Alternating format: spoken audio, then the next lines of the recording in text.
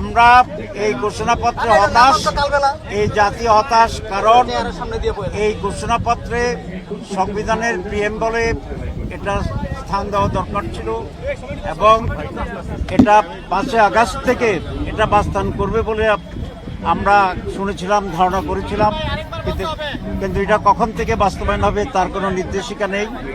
শহীদ পরিবার, পঙ্গু যারা আছে তাদের ব্যাপারে কোনো স্পষ্ট নির্দেশিকা নাই।